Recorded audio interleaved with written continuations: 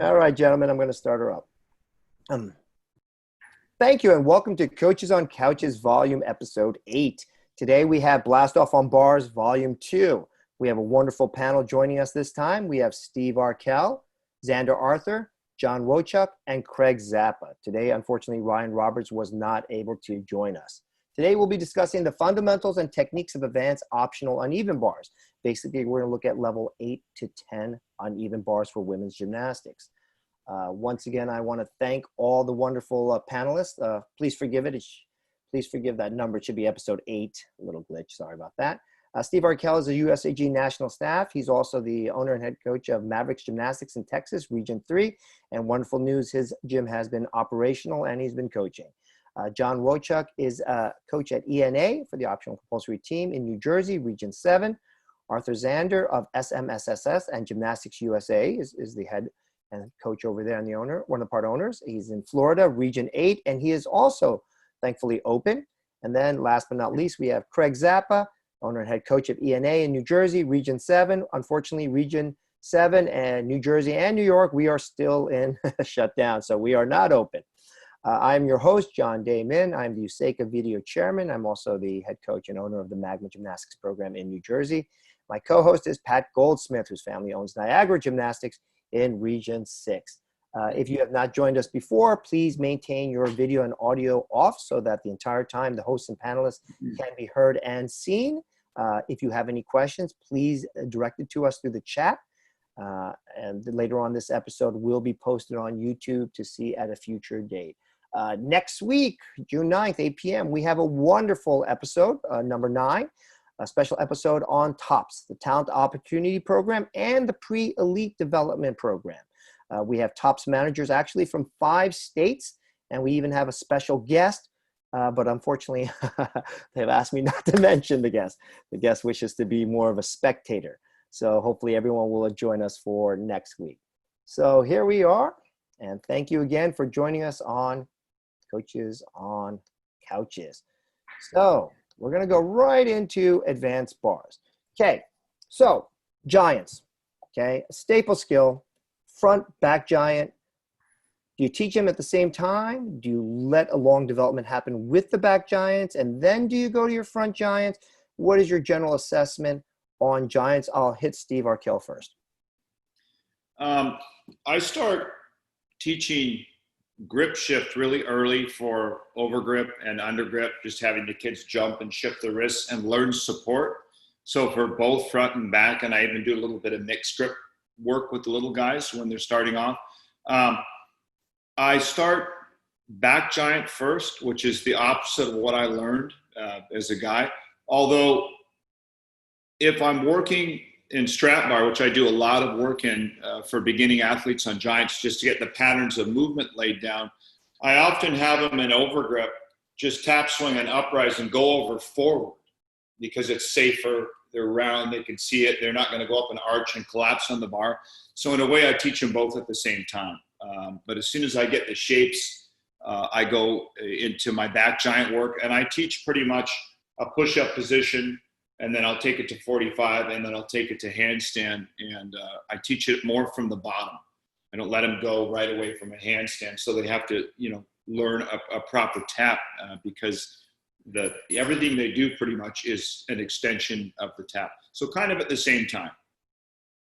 That's excellent. Zander, I'd like to go to you too. Same question about the giants and your methods. Yeah, absolutely. Well, of course, I always do back giants first.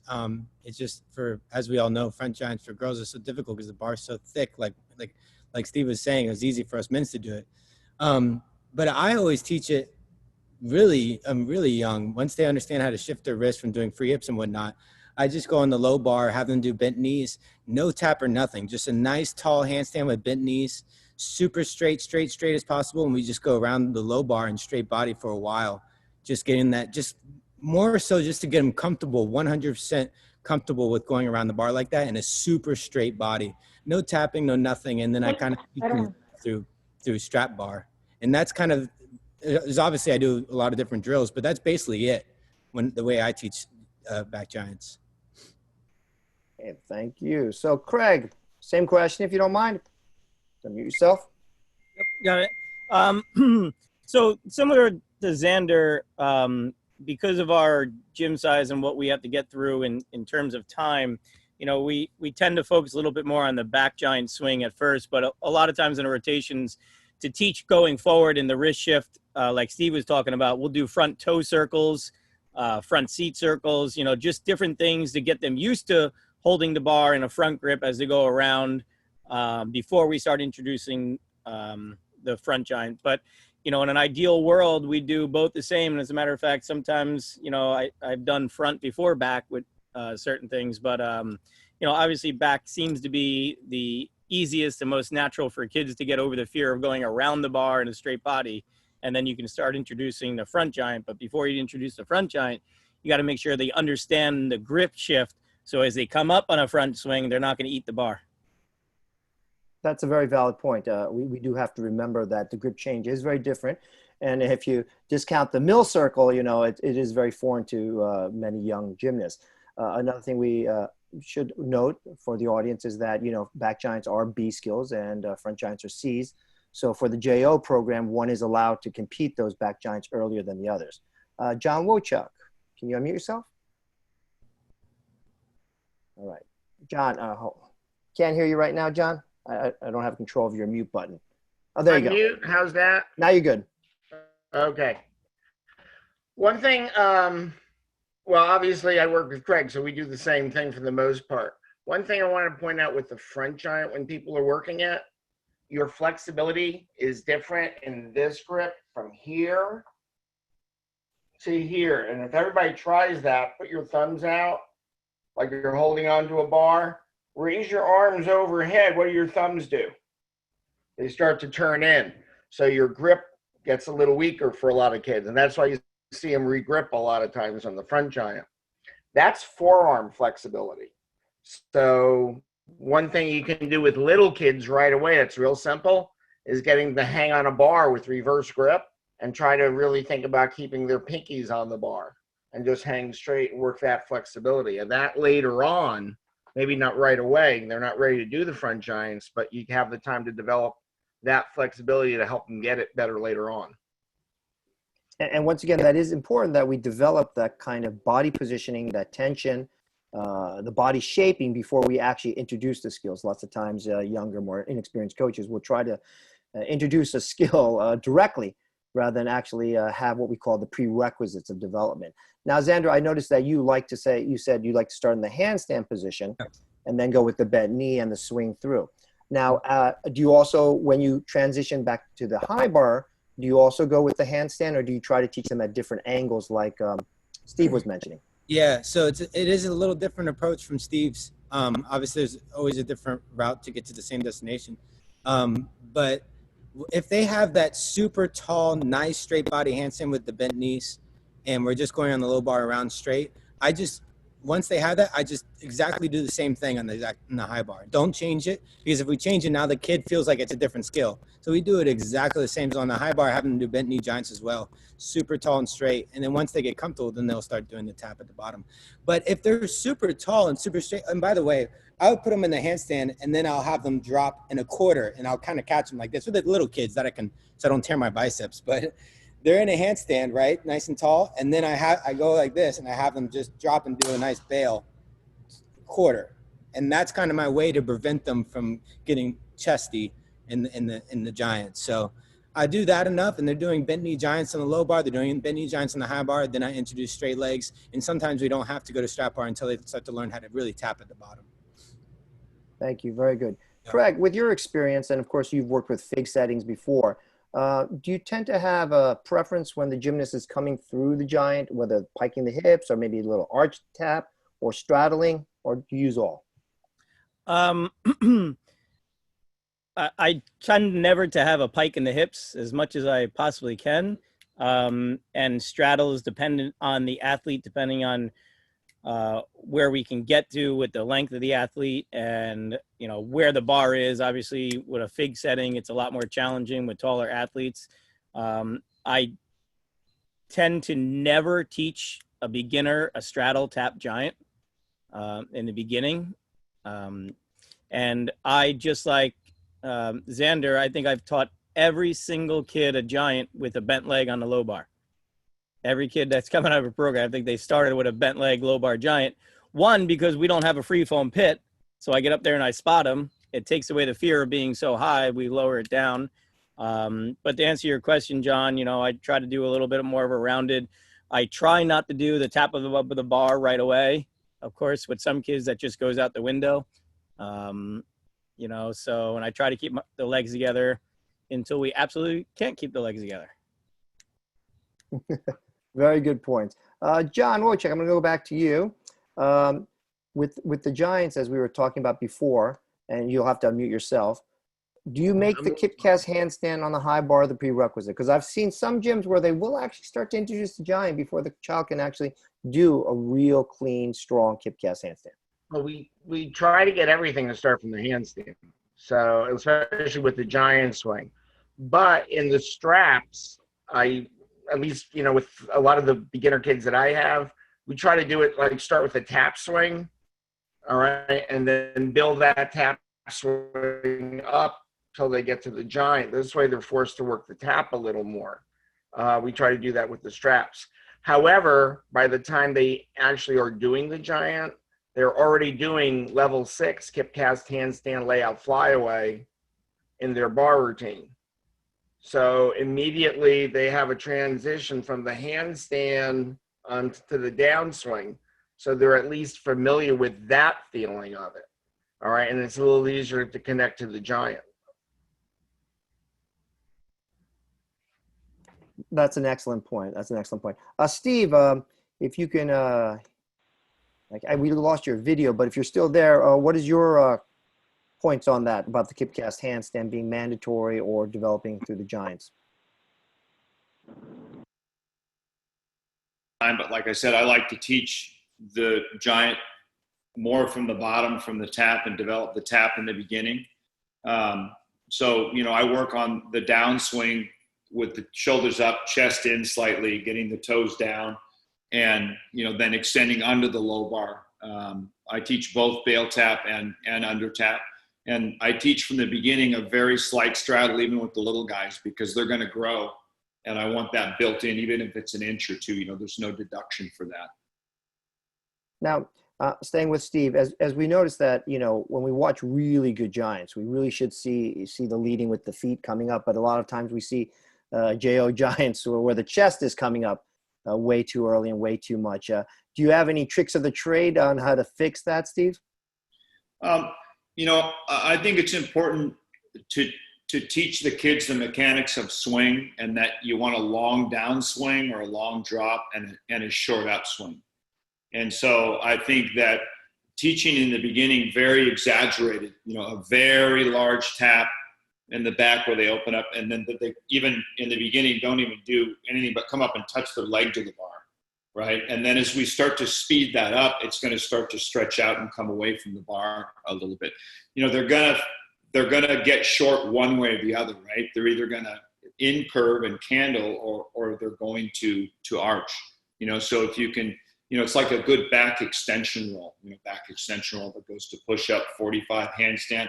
Each one has to scoop a bit harder, and there's more pressure, put on the body. So I just build it like that and really work on the shapes in a couple different pieces. Teach them long down, short up, just like they're going to do a circle or anything. And that normally, tends to get them in the right positions and get them to understand, that they're actually pushing on the bar when they tap, freezing, and the freeze is what carries them over the bar if they just hold their shape. There's no pulling, no head back or anything of that nature. Exactly. Sometimes we realize that it's a skill that we can all learn relatively easily, but to master it and to really do it with precision takes time. And we want to make sure that, coaches realize that it's a skill that we should constantly be progressing to improve. In addition to that, Steve, what are your feelings about the L grip and, of course, the other forms of giants that we have? I think that you really have to look at your athlete for an L grip. We've had numerous kids on the national team do them, and I think just about all of them have had at least one shoulder surgery. So you have to be careful with the kids you do that with. It's a very good skill, for going into Jaeger, because you can't pull in. I mean, it's very, very usable. You see the Chinese use it all the time. But you definitely have to work on those shoulders, take your time, work on the flexibility. The kids have to be in great support. They have to have a really good heck tap swing, so that their legs lift them up to support in that L grip. It's a tricky skill, and I certainly wouldn't do it with everybody. I do work it in the beginning, just in basic handstand work on the floor. The kids work over grip, reverse grip, and L grip. And I just look at how they support themselves and how they do it. But you have to do at least two. Thank you. I'm going to go back to Craig. Same question. And also, I heard you have a rule about high bar giants.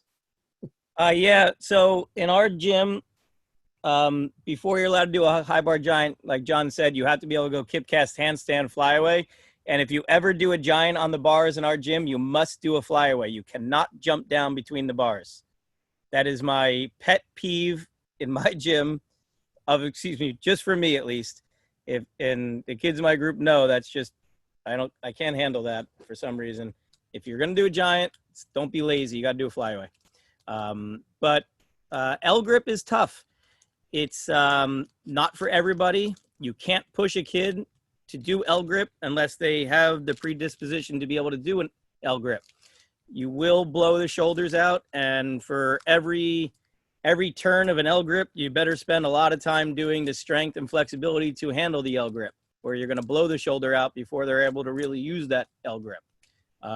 So of course we do a lot of Higgin turns on the floor. We do a lot of L grip handstand. We do a lot of stuff. I don't have anybody doing L grip. We had some doing it in the gym, but I don't think we've had one compete it for a long time. And just, the average athlete is not going elite, and predominantly we're going to get them to their college career. And a lot of times that might inhibit that. That's not to say that you have some kids that can do it and they're beautiful.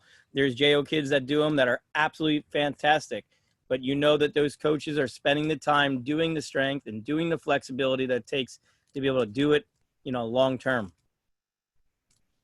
Thank you so much, Craig. Zander, I'd like to address that final question also to you about the L grips and different types of giants and your philosophies on that. Yeah, absolutely. Well, to be frankly honest, I never taught a female gymnast an L grip. Only men gymnasts I taught L grip before. Not saying I'm against it, of course. Just never had the opportunity to have one of my gymnasts do it. But I completely agree with both Steve and Craig. It sounds very accurate. It just having that thick bar, it just seems very difficult to streamline that type of skill to your gymnast. It's not that's why you almost never see it at JO. And when you do, it is something that a lot of people in the gym stop when they watch. So that's my take on it for sure. Thank you. Thank you. And John Wojtczuk, in your vast years of experience, what is your feeling on that? If you can just unmute yourself. Thanks. Pretty much the same as Craig's. JO kids really don't need it. I mean, if you have an L grip is remarkably difficult. And the problem is with the shoulders. It takes a lot of pressure. I mean, you're turning that thing in a weird position. So you got a lot of problems that could happen there. So unless you're doing the strength and you have the kid that has that flexibility and that joint strength to be able to do it, it just doesn't make any, it really, from the standpoint of a JO kid, it doesn't make any sense unless you are maybe trying to go elite. No, that is. And then after that becomes a different game. Of course. And of course, when we're dealing with elites, we always have to examine the current code and see whether or not it's worth it or not, of course. So, it's like whether to follow that bandwagon. Steve, we just have a quick follow-up from George. He just wanted to ask, you did mention that you taught front giants once before back giants. What was your rationale behind that? Actually, what I said was when I'm working in straps in an overgrip position, I often have the kids do an uprise backwards. I think that's a really great way to work the strength for the downswing, actually, is you're working it backwards. And uprise to handstand and just fall over the bar that way. So I would develop the tap and the swing sometimes at the same time. So working the uprise and letting it go over. the kids are very comfortable. You know, they're good at doing handstand forward rolls and things like that, you know, before like big back extension rolls and things of that nature. So I didn't actually teach it reverse grip. It was over grip and straps, just working on the shape of the swing. Thank you, Steve. And as Craig had mentioned before, when we do back giants, he likes to have the gymnast, you know, of course, do the flyaway. You know, many coaches do agree that the dismount is one of the quintessential skills. With the front giant, Steve, do you teach a front flyaway, or what is your take on that? I do teach front flyaways. I think that, you know, for kids that don't like backward stuff, you know, or have had a bad experience where they've pulled in, I think that developing a hex style tap, you know, is really, really valuable. The double front half out, the Jaeger, a lot of things come from that front giant tap. So I definitely work on the front flyaway as well as the back flyaway. I think it's very usable in a lot of things. Very good. And of course, you know, it's kind of a lead up eventually to, of course, the Jaeger. So we definitely want to develop that as well. What about you, Craig? Same thing? Do you have to do the front flyaway? Do they do the front giants? Not necessarily have to do a front flyaway. We have taught many front flyaways in the gym. The prerequisite for a Jaeger is a front flyaway. They have to be able to do a laid out front flyaway. But not necessarily for doing front giants. They have to know how to pirouette out of it. You know, I don't like to see the kids very often after they know how to do it, just do the dump over the bar, because I like to know that they know how to get out of the skill at all times. So instead of just, you know, bailing out in the middle of the skill, I'm like, my turn's over. I like them to finish something at the end of the skill.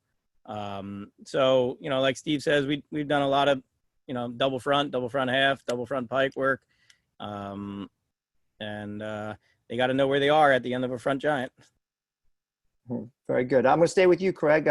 Following up with the giants, of course, the back and the front, the transitional skills, of course, blinding and pirouetting.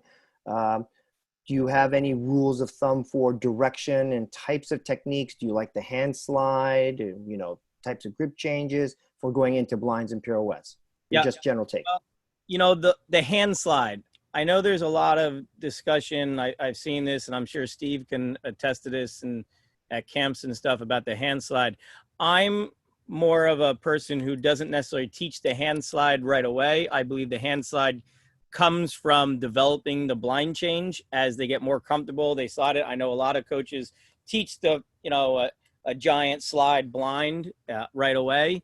I think it becomes, me personally, I just think it becomes more of a comfortable issue as you start to get more comfortable with a giant blind change.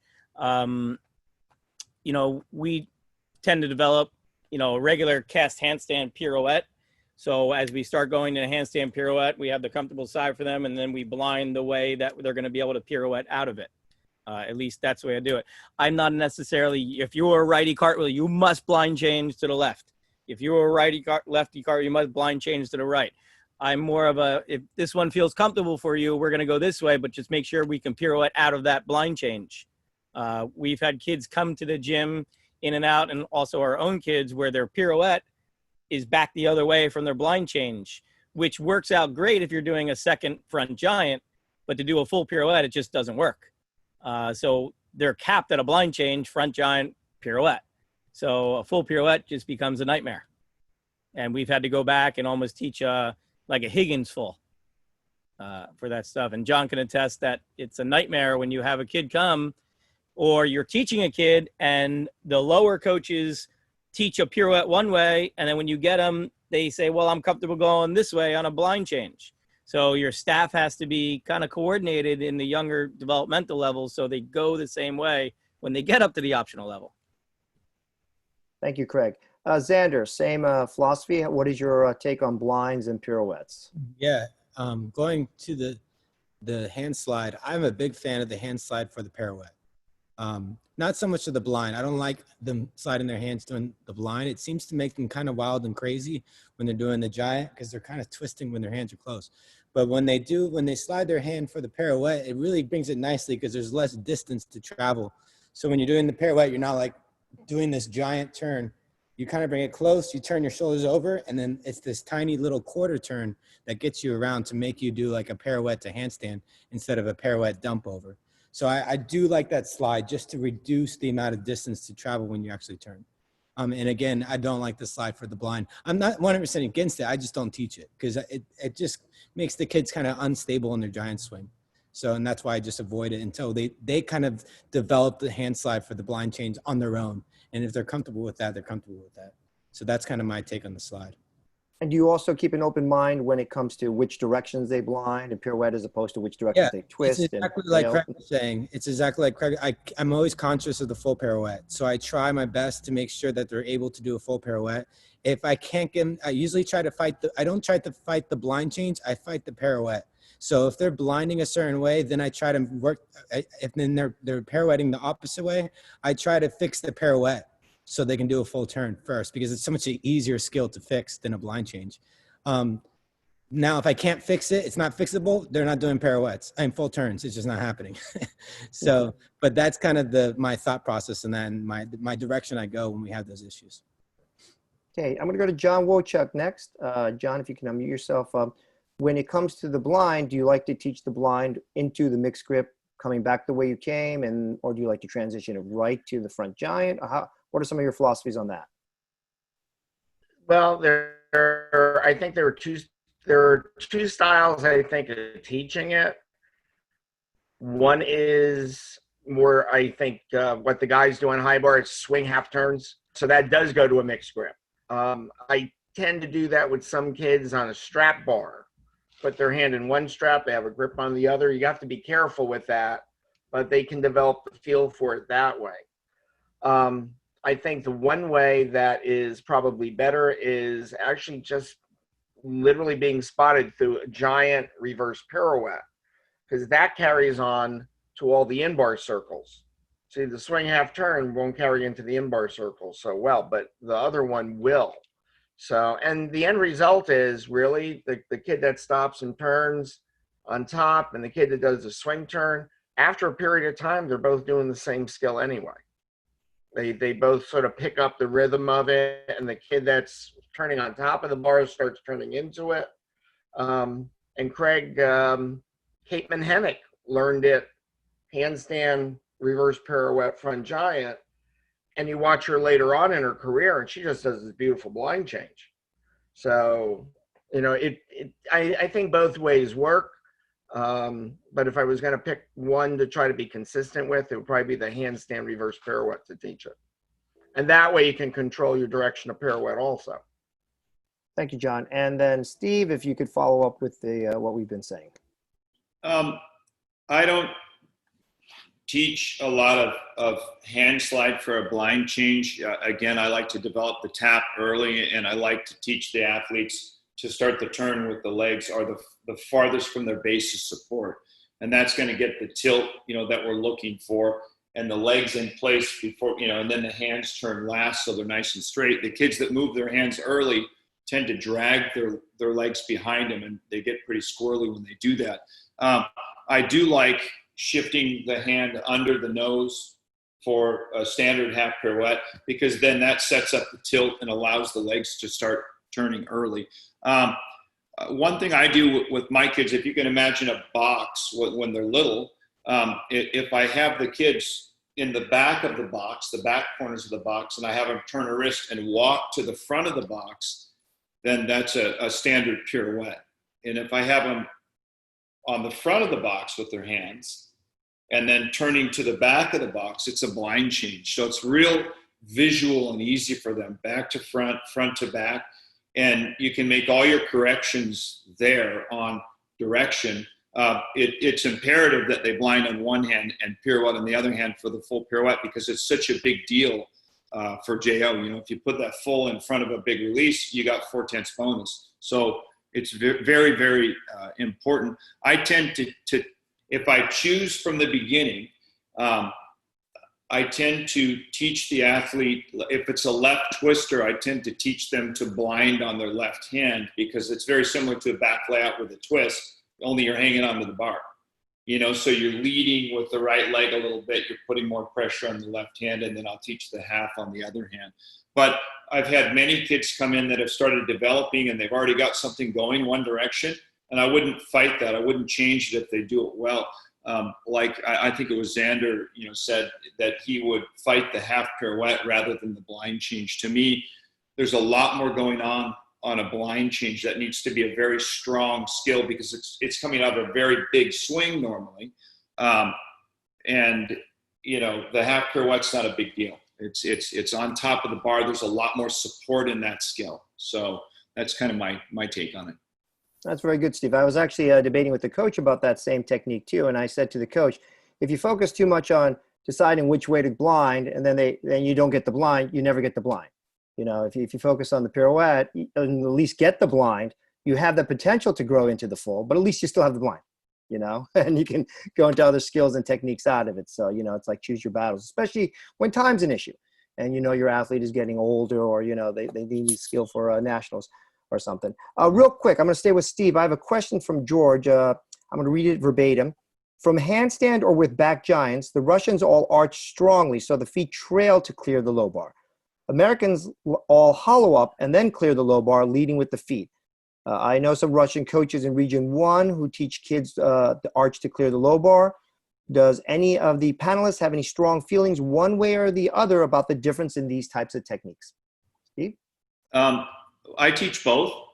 I think if you look at a lot of the big dismounts, they come from a bail tap, because the bail tap, the chest comes down a little quicker, and they tend to tap a little earlier. So it's very usable for a dismount. I've seen it in some releases as well. And the underbar tap tends to wait a little longer, be a little more controlled. You tend to be able to get your hips through longer if you're really, really strong, and scoop up more. So I think directionally they're a little bit different, but there's a lot of power in a bail tap because there's a huge bend in the body. And as the chest comes down, it whips and forces everything else to catch up, right? So there's a lot of power in that tap. And I don't know, I've looked at a lot of Russian athletes over the years, and I also see most of them do both taps as well. They don't predominantly just do one, but I certainly see them use it a lot for a dismount. So both, you need to have both. Thank you. Craig, could you address the same issue? Just like Steve, we've had athletes doing both, and sometimes we float back and forth depending on the athlete and the needs of the athlete and how well they're understanding where the low bar is at the time of their development. Especially when you start something when they're 10 years old, when they're 14 years old, they're growing a little bit, they're hitting puberty and they're lengthening out, you're going to have to change your tap. And you have to understand that it's okay to be able to change your coaching model for that particular athlete. And, a lot of times our athletes have both taps in the same routine, one for the dismount and one for a blind change, a different one maybe for the Ginger or whatever particular skill that we're doing at the moment. So I think it's good for athletes to understand both, but a lot of times they can only understand one. It's hard. It's scary for a girl who has learned an underbar tap to suddenly start tapping above the bar. Because, once they rack those feet or that shin, you're going to have a hard time getting them to really commit to doing it. Thank you. Zander, real quickly, because you had talked about it earlier, what are some preventive drills that you do with the pirouette hand slide so the gymnast doesn't lose their stability or over twist? And do you have any other good pirouette drills that are kind of your foundational drills? Yeah, absolutely. I do want to touch on the taps real quick, though. Please, of course. I'll be really fast. It is, if we notice that men obviously know how to manipulate their giants. And one thing that the Russians and the Chinese have done really well this past decade is they've started being like men on the high bar and started manipulating those giants so they can do all sorts of different taps. And I think that's something that we need to catch up with American gymnastics, US gymnastics. We need to start learning how to manipulate those giants. And if we could start teaching, tapping, arching before the bar and then under for blind change before the bar and under for a tap before, a dismount would be really fantastic if we could start really pushing that. So that's all I wanted to say on that. When it comes to the pirouette, yeah, definitely. Again, like I was going back to earlier, it's really, what I've noticed, what I've experimented, it's really nice to get that kind of shoulders turned like this and kind of doing like a men's gymnastics one rail handstand to get into that position, just so they can reduce the time on one arm. So when they're kind of going like this position here, and then they could just kind of turn, I've noticed that they can start from a handstand and finish in a handstand really well with a handstand pirouette. So what I do is I sometimes take 2 pirouettes and put them in a T, or even put them into a V, and just have them do handstand and handstand and just quarter turns, a bunch of those until they're barely even turning their body. They already turned their body, so they're just moving their hand over just like that. So that's the main drill I work on, doing it out of a bounce bar like this one over here, or just kicking up the handstand and doing that. Personally, I'm a big fan of using parallel bars or parallettes for doing drills, supporting, walking, turning, quarter turns, blinding, everything. I think they're fantastic. And, I think more coaches should actually utilize that too. How about you, John? Any drills for pirouettes that you would swear by, that you have favorites? Actually, pretty much the same thing that Steve and Zander were saying about moving the hand in. I tell our kids to move in under the nose also. The quarter turn, I don't quite do that, but I try to get the kids, as soon as they move that hand, to push down on that one hand, get the weight on it. And that does that second, their shoulders start to turn. Actually, if they're tight, obviously, their body starts to turn. So it's similar to what you're doing. They're not getting a quarter, they're maybe getting an eighth, but they're getting that started, and then that helps them turn a little bit better into the handstand. We'll do a lot of drills for the kids for reverse pirouettes too. I'll put a floor bar, a panel mat about level with the bar, kick up from the panel mat, do a quarter turn, balance. Just like boys parallel bars years ago. Okay, and then quarter turn back, and then they can go right to the half and learn a blind change that way before they even get up on a high bar. So they're at least comfortable with that movement. Thank you so much, John. Pat, take us to the next question. All right. So, what are some of your favorite drills or coaching cues or techniques you guys like to use for teaching E dismounts for level 10? So double layout, double front, full in, full out, any of those things.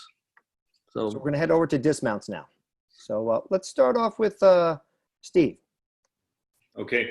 I didn't quite get the whole question, but E dismounts like cues I use. Is that what it is? Exactly. When you're developing your C dismounts, like the double backs and then eventually double pikes, what cues do you kind of look at to develop the E skills, whether you go double A's or full ins or double doubles?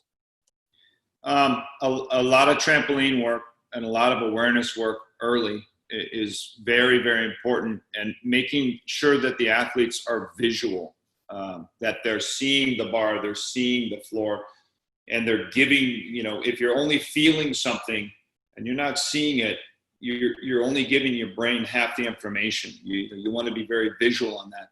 And in general, I try to develop on all my rotational skills. I want to develop more rotation than I need, right? If I'm creating a lot of rotation, I've got a really great tap, I'm doing a nice open double rather than, a real tight little ball with no tap.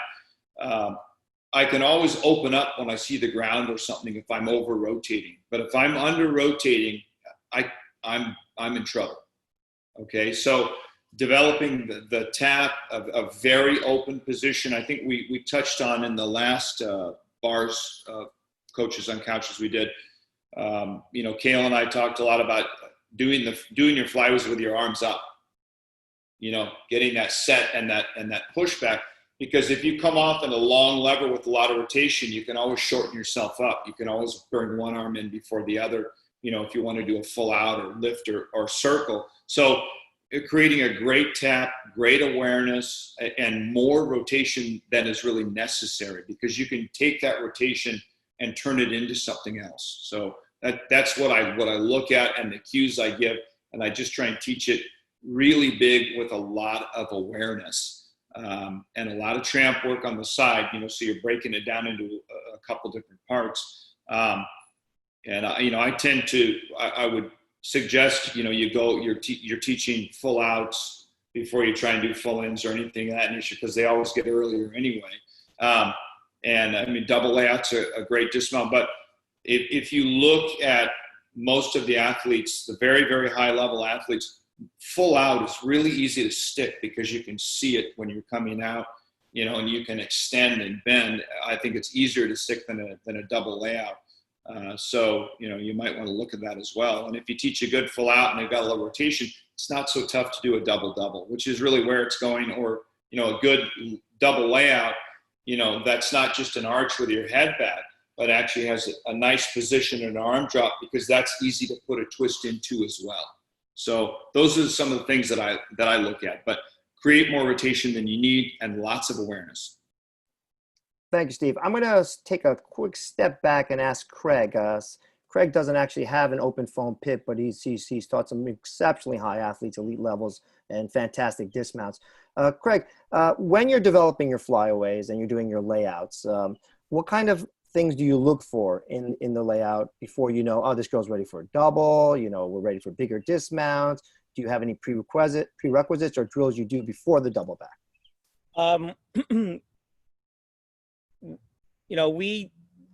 We need to see them have a very strong tapping float layout, a rotating layout with a straight body, not the pike coming up, keeping the head and arms.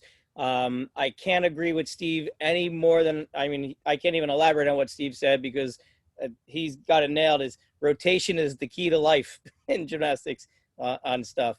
But we need to see really aggressive layout 1 1/4 in our gym to a stack mat, very aggressive stuff coming off the bar that they're not afraid to tap. And then we go into doubles, and it's either hand spotted or in a belt situation. Most of them, they start in a belt. And John and I have probably spotted millions of double backs in a belt. And John's poor shoulder at this point, I know, is hurting. And but on the advanced stuff, before I would ever teach any twisting or double layout, they got to be able to over rotate a double back with their lifting up the entire way without dropping their arms down, just like I would do on floor. Because if you can't rotate, eventually when you start twisting, that rotation is going to die and your face is going to hit the ground. Very true. As coaches, I wish we had a nickel for every time we spotted a dismount. Zander, real quickly, your philosophies on introduction and your progressions toward advanced dismounts. Yeah, absolutely. So when it comes to air awareness, it's all about trampoline and stuff like that. So mini tramps and trampoline, and if they have some great air awareness, they're knowing when they're twisting and stuff like that. That's fantastic. And when it comes to actually letting go of the bar and flipping, it is all about what Craig said, the float. And the biggest issue I see if you go to a level 8, level 9 competition, and no matter where you are, you see a bunch of girls not tapping before they do their dismount. They're just, they're just stagnant. They're just hanging on the bar and just letting go. So that cannot happen. Like, it just cannot. We have to make sure they're tapping. And preferably kind of like the Sean Johnson kind of tap is the one I really like. It really pulls that bar so they can start ripping off the bar doing that double layout. And so it's really, of course, the awareness from tramp and stuff like that. And then just mostly to me, it's the tapping of the bar. And then just when you have that bar pulling that bar in the right direction, when you just let go of your fingers, it's pulling you in the direction you want to go if the tap is correct. So that way they're never going to hit the bar. Like, if you set them up for success, they will never hit the bar or anything like that. So that's my methodology there. No, that's a very good point. I mean, if you look at the basic modules of physics, if you do the right type of swing and the right type of release, it is actually possible. One of the best examples is the physicist who uses the bowling ball in the pendulum drill, and it never hits his head. Going from that, Zander, do you often like to also challenge your gymnasts to do flyaways? I know I've done this in the past. a fly away from a giant, a fly away from a tap, and a fly away from a horizontal cast. Do you do things like that also? To be honest, I haven't done that with girls. I did it like crazy with boys. I'm not sure why. I guess now that I'm speaking out loud, it's probably because the big pike down Chinese tap for boys. So I would have them do back up rise and make them do double layouts and stuff like that. But for girls, I haven't done that, and that might be a fun experiment. So sounds good. We are getting a little pressed for time, and there are a couple of other big subjects that I want to talk to. So I'm going to move on back to Steve. And Steve, so when we're first introducing that high to low bar release, bail, straddle back, pack, what signals are you looking for? What are your preferences? What are your prerequisites? Go. Well, again, if the athlete knows how to tap or how not to tap, the downswing is a key to those elements. So I work a lot on the downswing, on killing the swing, on making the swing move down, and then they can move it out on the other side. If you're doing from a handstand, which they have to do, right? If they don't hit the handstand, it's a big deduction, so they can't cast here. But they can hit the handstand, they can lever down, or they can in-curve through the spine, bringing the feet down. So when I start working that, I work a lot of a different downswing, a smaller, more controlled downswing. And then I don't introduce the bar for a long time. I have a mat stack that's the same height and distance as the bar. And I teach the kids to just first, if it was a shoot over, just to control the swing, move, tap out, land on their back, then on their side, then push up, then feet up a little more in hands. And then I use boxes on the other side so their hands and their feet land at the same time, because if you have 2 points of support, what's between those is going to be tight, right? If they only have 1 point of support, like their hands, and that stops and this is loose, it keeps going. Shoot overs are very dangerous skills. And so are packs. If kids miss a hand on a pack, they're going to eat it. So I do a lot of work as well, watching the edge of that mat, knowing where that is, or a piece of tape that's a fake bar. So as they swing past that with their feet, their heads in, they're watching their feet past that bar. So they've got a picture. It's just like if you've lived in your house for a long time, you can get up in the middle of the night and you can walk to the bathroom door in the dark and you can nail the doorknob, right? If they have a visual and they see it on a shoot over, they can see the bar the whole time. Okay, so watching the bar, learning first the direction, learn how to get it out where they want it to go. If you notice that some kids, when you start in the beginning, they go really high and they stall between the bars and they fall down.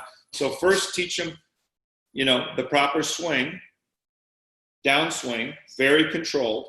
Teach them direction to move out, and then start to add rotation to it. Right? Direction, then rotation, and it's very, very visual. They can see it the whole time. On the pack, I do the same thing, a lot of work to the back, and then, if they can go to their back really nicely, then I'll have them go, maybe to their shoulders. Then I'll have them go more to their arm and their elbow. So they can really control it before I start to open it up. They're going to move it out, and then they're going to stall it and open it up. I don't want a wild head whip off the bar or anything like that, because if that head moves really fast, they're going to break their armpits, right? And they're going to rotate too much. They're probably going to hit the bar. There's no way they're going to make it. So a lot of development on the swing and moving it out to a mat, and just stay on mats for a long time, like until you trust them. And then mats behind the bar, and then start taking, the mats back or lowering the mats so you can tell when they're ready.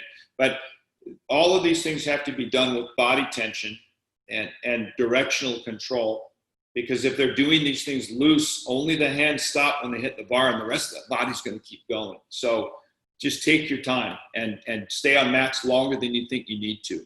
That's what I would say. So they can see it. They're very, very aware. They can move it. They can rotate it more. They can rotate it less. So there's a lot of control in what they're doing. And I'd really take my time on those skills. I mean, it is a quintessential skill. When you have a gymnast that's doing like a beautiful bail, handstand to bail, handstand, do you like to also have them learn the pack, or will you move on to other skills? I mean, I'll usually look at them both. I honestly, I really like the shoot over for JO athletes because it's a change. It turns them around so they can directly connect something and move back to the bar. It's a little sketchier with the elites. They tend to go more with a pack because they're almost always going to get the D. They're very picky on the angle of the shoot over in the elite world. That's been my experience. And so I'll look at them both, but you can kind of tell what they tend to move towards. And most probably you're not going to have time to develop both of those skills. So you're going to have to choose one and spend your time on it. Thank you. Craig, also, we'd like to go to you for the high to low bar releases. What are your preferences, some of your buildups, prerequisites, things you look for? You know, we tend to go with the bail or a pack, depending on the route of the kid and what we see. You know, most of them are doing, you know, a bail. You know, we switch in our gym. Sometimes almost every single person was doing a pack for a while. And then it got crazy. And most kids have learned both of them through their career. But just like Steve said, we start swinging to their back. John, my coaching partner there, he is absolutely phenomenal at teaching some kids who have a fear or a not a good understanding of a bail to get a bail. He sets up little blocks off a low bar. He's absolutely phenomenal. He has a lot more patience with those kids than I do. Be honest with you, he takes his time and it's a process. I'm like, wow. And next thing you know, 6 months later, they all have this great horizontal bail, which is phenomenal. But we start all to the back, raise it up. A lot of times after we do all the drills that Steve spoke of, the same things, instead of a bar, I put a padded ratchet strap. Last year, we have one of the tumble track air pits. And I talked to them, and I had them make me a carpet pad for the top of it, which is Velcro. John, can I share my screen? Yes, please. So, can you see Yes. my screen? So what I did is that's an air pit, and the blue is a carpet, so it's Velcro on it. And I put one of the tumble track half rounds on there. You actually need to do two of them because sometimes one slides, but we do bails and we do packs right up against the wall. And we teach it that way after they understand the concept. And so it's completely padded. It's very stable. We've taught countless high to low release skills in that setup. Now, if you can get that, I can't tell you how valuable that was to get developed. So it's the same thing you can do with a block and anything, but it was just one piece of equipment. I can take that low bar out. I just ratchet strap it straight up and down, and it's set up in like 2 minutes. But lots of soft landing, take away the fear of the bar, lots of making sure they can get over the bar. And I believe Steve said this, you have to trust that they're going to stay very tight throughout the motion, because as soon as they break their tension, that skill's over. John, since you guys work together, can you follow up with that? I will tell you something. That's the greatest thing since sliced bread. Craig's little gadget there. I swear. All right. I used a different setup about maybe 6-7 years ago, and we could switch out an even bar rail, but it was close enough to the wall I could set up blocks, and the kids used to call it the wall of death, but it was the same thing. But this thing is just a whole better setup. Kids like names like that. I'm sorry. No, that's a fabulous setup. I am very probably does. Yes, I'm actually very envious because I do not have the equipment like that. I'm a little more old school. I just put something over a low bar. I put mats behind it. I just spot. So kudos to that wonderful setup. Zander, love to talk to you about your philosophies on the high to low bar releases. Yeah, absolutely. I love both the bail and the pack. They're both wonderful. And, but Steve's exactly right. The bail is nice because you don't have to worry about turning around, which leads to a lot of deductions, especially with that darn pirouette. And they get exhausted too, especially at level 8s. If they do a pack, they get exhausted. But so the bail's nice. One thing that I'd like to say and I'd like to add is I really think the letting go of one arm for your bail is really underrated. I mean, people need to realize how important that is. When coaches teach that both hands let go and just shoot over, it's really hard to get them to get to that handstand. At least what I've noticed, and I've really solidified that theory when I was working with Chow Liang. It's just all about just dropping that arm. And so what I would do is I would just have them on the low bar again, which is my favorite place to be because I don't have that awesome wall of death, which now I'm really excited. I'm going to get it now. So I put them on the low bar, I have them do tuck swings, and then I just hold them, diagonally with just one arm hanging for a while and have them stare at where the bar would be for like a good 5 seconds. And then I put them on the bar and do that so many times. Every bail I taught, they always learned to handstand. They never didn't learn from a handstand right at the beginning. They always did a bail to handstand every time. I never taught a shoot over. And I got that from Chow. And Chow really showed me how to do it that direction. If you highly focus on that one arm let go, they just go straight to handstand. They don't know how to do it any way else. So that's my take on the bail. The pack is a super simple skill. Just don't flip it and you got it. I love the pack. It's so fun to teach. So I have to agree with you there. I had one athlete who had a bad accident on a bail and we needed a release. So we just went in the gym, took a couple of months, and don't get me wrong, it wasn't a beautiful pack. Right. She was able to compete it and got credit. So Right. so I do understand your philosophy. And I've always been also a big fan of the one arm technique. And I find that, once again, if you start off slow, athletes naturally get quicker.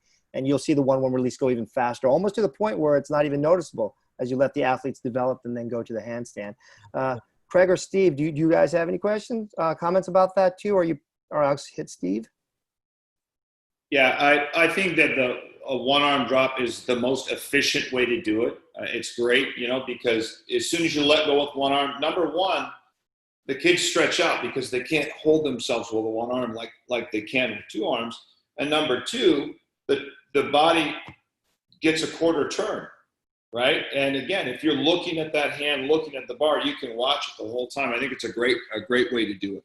Not everyone does it that way, but that would be my chosen method. I just wanted to say one thing. Don't be afraid of the counter swing, the old counter swing, because there are lots of athletes doing the Jova now, which is very nice to work out of. And again, that's a skill you can see the whole time. It's kind of it's just a wheel, right? It's just coming back around. And so, that's a way to go. And we've taught that to, so I've got an athlete that does it and have worked with a couple of other coaches and their athletes, and they got it really fast, 4 or 5 weeks, a really neat skill. So don't be afraid to play around with that as well. I agree. I just started introducing that to one of my athletes, trying to get that skill. Unfortunately, we haven't competed it yet, and she hasn't really successfully done it yet. And then, of course, we shut down. So, but Craig, please. And John Wojtczuk can attest to this. When we had taught Olivia and Corinne the straddleback, the Zova, the straddleback half, I think it was maybe 2 days. And then it was 4 days to put it in between the bars, catching it to a glide swing, to a glide kip. It was a very, very simple skill to teach. And as a matter of fact, by doing the Zova half, the pack full comes very simple. Because it's a very, very similar ending. But actually, I taught the pack full first, and then the other way with somebody else. And they're very similar in the mechanics as you come around. But I also agree with Zander and Steve and, John, the one-arm drop is super important for the kids going to a handstand. However, in our gym, we have, not only, some kids trying to maybe do elite, but also kids doing JO, and we also have our Excel kids. So not everybody that we take to a handstand we want to make sure that they're going to survive getting over the bar in some of the Excel programs, and they're fantastic kids, wonderful kids, and they have a great gymnastics career ahead of them. But, you know, they probably won't get to a handstand, and that's okay. So we have to make sure that we have the coaching knowledge to not only teach all those kids that we know that can get to a handstand by dropping the arm and taking it up there, and that's the only way we teach it. But I also want you to know that it's okay that if you teach it to a horizontal, at least in our program, because we have those kids that we're not going to expect them to get to a handstand, and they might frankly be really scared of that. So while I 100% agree with Zander that it's a very great way to go, and all the kids that we've taught to a real bail go to a handstand, we also have that other subset that it's okay that they don't. So that was just my clarification. And I appreciate my opinion on that. I appreciate that clarification. That's an excellent point. Thank you for saying that. Okay, we're going to address one more question of the ubiquitous 367 skills. Steve, before we do our final comment, Steve, how do you treat it with your athletes? Do you have them work all three of them, the clear hips, the stalters, the toe hands, or do you tend to focus, or once again, you like to see where the athlete goes with it? We try everything, and I'll usually see, you know, what it looks like they're going to be good at, and depending on where that athlete is going, you know, if they're, you know, going into, you know, Hope's Elite, that route, they have to do at least 3 circles, at least, because you can only use that family of circles a few times. Each circle is 3/10. You can only use the skill once, right? So if you have at least 3, you've got 9/10. If you can pirouette them, you know, you've got 1.8. If you can full pirouette them, you know, there's a lot of circling if you watch the routines now. So they're very, very important. And I would tend to go with more with a toe hand or a stalder, because when you're doing those skills, they compress and they bend the bar a lot, and then you can use the whole body, meaning the hip and the armpit, to open and create rotation for a release or something later on. I think it's easier than if your root skill was a clear hip. Not for everybody, but for the majority. I like toe hands and stalters a lot. I think toe hands the easiest, you know, having 2 points of support, you know, with your hands and your feet on the bar. Obviously, for any of the circles you're going to work, a late drop is imperative. You've got to get in long and at the bottom of that bar to bend that bar, to create rotation, because if the kids are spinning very fast, their body just opens to the handstand. If they get pulled open, it's like spinning a string, you know, with a weight on your finger. If they get slow, you know, those are the kids that bend their arms because they're in survival mode to shift the wrist. So with a JO athlete, I would probably pick one and really get it developed. With a athlete that's heading towards a FIG code, I would develop at least 3, and then some different things, you know, from those. But late drop, long downswing, short upswing on any of them, for sure. Thank you, Steve. John, I'm going to go to you next if you want to check your mic. Real quick, what has your success rate been on the different types of circling skills? And also, as we were talking, do you prefer the late drop? What is your philosophy on the step down method also? Pretty much the same as what Steve was just saying. You know, you pick the skill that is best for the kid. Some get free hips really well. Some get toe on. Late drop is my preference, but the split toe on, if you do it right, even though you're not getting as much speed, if you watch a kid do it the right way, that second leg comes on as a late toe on. So they're at least getting a good portion of it to help. The advantage of the toe on, I think, ahead of everything else, is you're going to be more consistent with it because the leg length is always the same unless the kid starts growing. That's not going to happen in the middle of the skill. So when I bring my feet on the bar, my hip's always going to be the same distance away from the bar as I go to my shoot, to my blind change, to my release. If I'm doing a Ray or Maloney or whatever it might be. It could be a little different on a stalder. You know, the hip might be a little closer, might be a little further, might throw that timing off a little bit more. Same thing is true with the free hip. So the toe shoot really, in my mind, is almost the best skill of the bunch to try to get, because you're going to have that consistency with it. Thank you, John. Because a lot of times we don't realize that for us, it's to get those big releases. And that in itself will probably be a separate episode when we talk about the big high bar releases. Zander, your preferences and philosophies on circling skills? Absolutely. Yes. I don't have too many kids in my gym. At least at this particular facility that they're going the elite route. So we always kind of picked, most girls just go straight for free up hands, you know. With stalders, it's always the tiny kids that we just go straight for the stalders, because they're so easy to spot through it. When you do kind of like the bars in front of you and then they drop in and you just pull them over, it's just, they learn it. The little kids just learn that thing so fast. So it's really fun to teach the little 9-year-old girls the stalder as well. But with everybody else, we usually just go straight for the free up handstand. For the girls that struggle, because maybe they're older and they're bigger girls, with free up handstand, we go for toe on handstand, and that's just a piece of cake for them. So that's kind of the route we go. The small girls, older, most girls free up hand, the older girls the toe on. Thank you very much. And Craig, same question. And also, if you want to touch on your philosophy on teaching the front circling skills.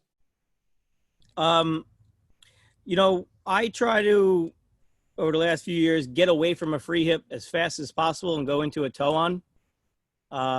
I feel free hip is just extremely difficult.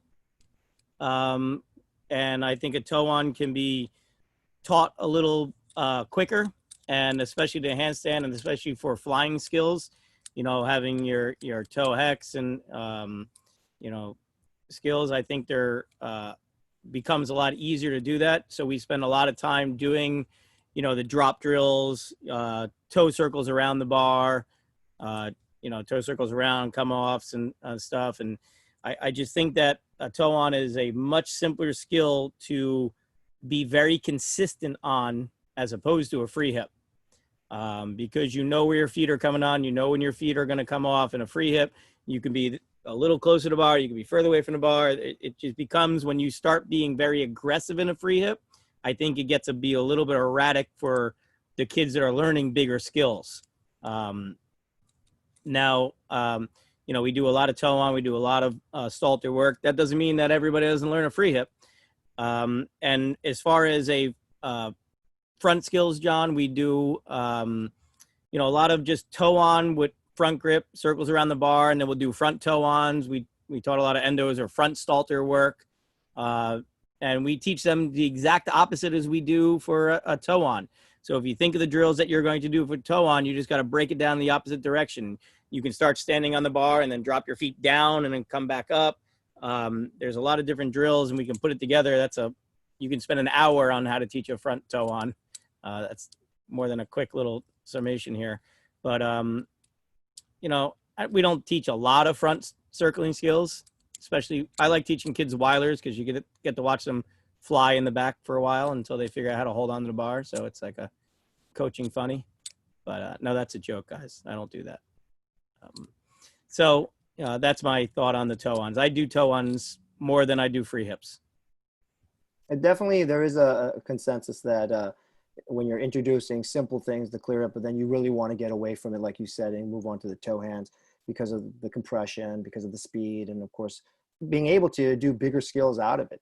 So we're going to do some a final closure. I'm going to go to John Wojtczuk first. If you can just give us his final notes.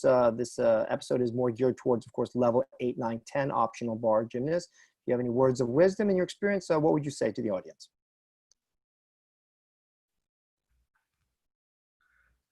The main thing I can say is I'm going to apologize. I'm getting a poor bandwidth reading on my computer.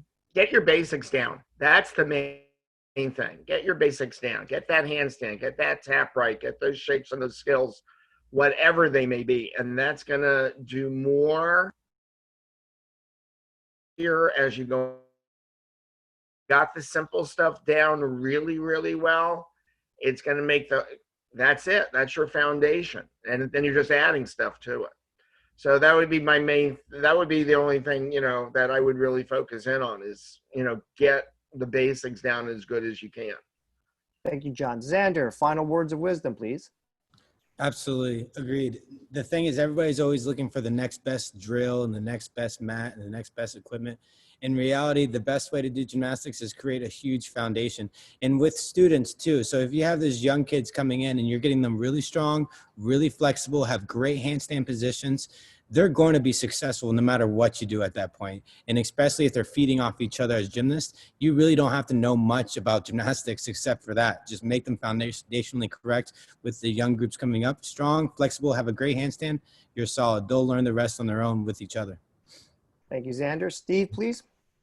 I really like everything everybody's said today. Lots of good points. I always like doing these and listening to other philosophies and ways of doing things.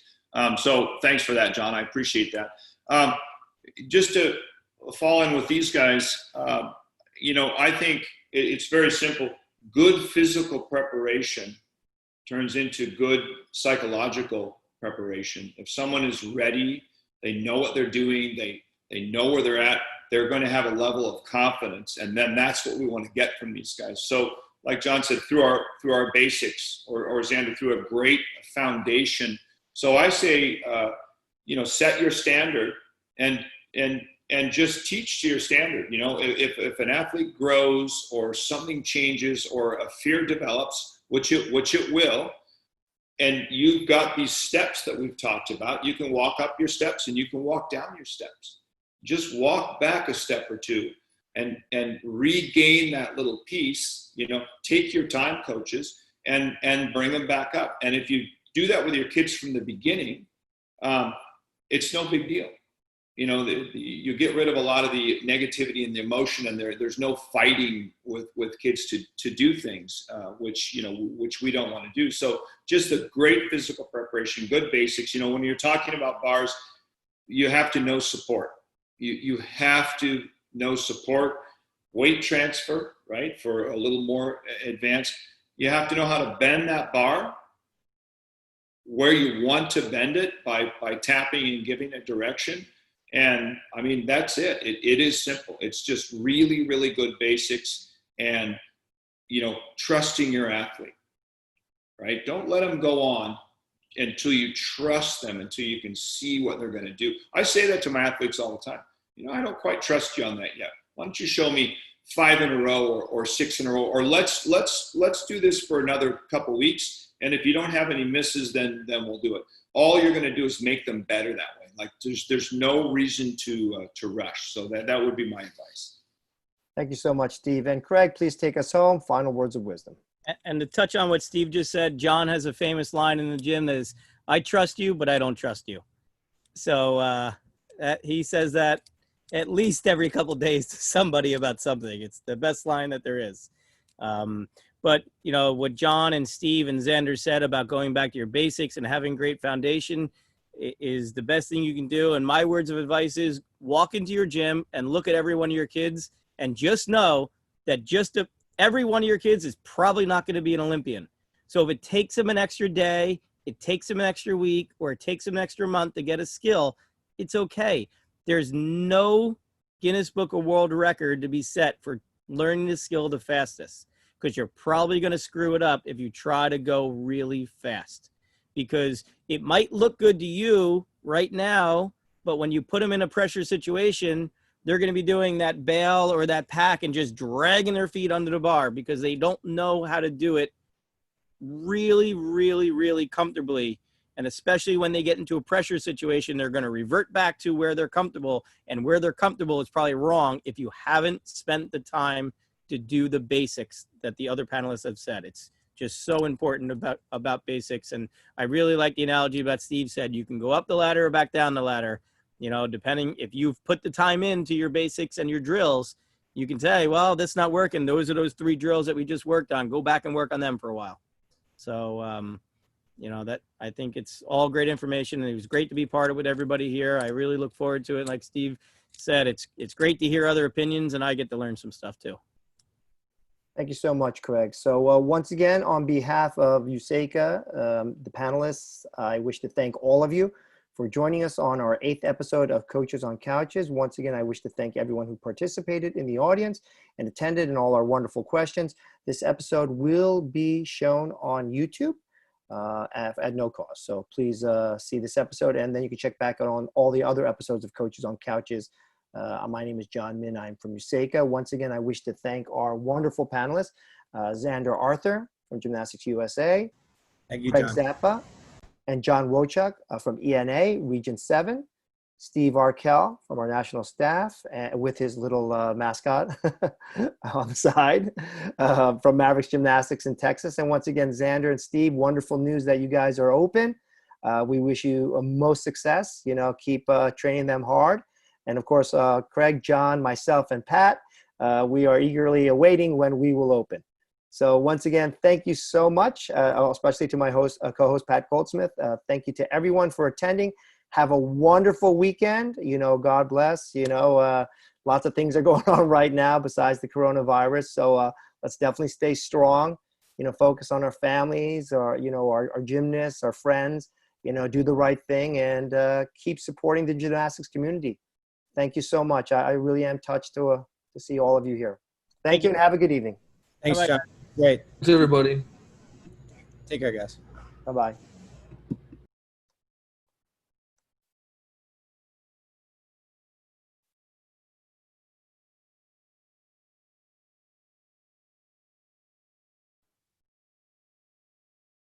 So once again, thank you so much for joining Coaches on Couches, Episode 8, Blast Off on Bars, Part 2.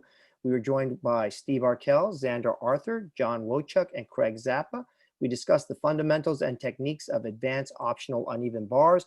My name is John Min. I am the USECA Video Chairman. I am also the Magma owner and head coach in Region 7, New Jersey. I am also a USAG TOPS manager.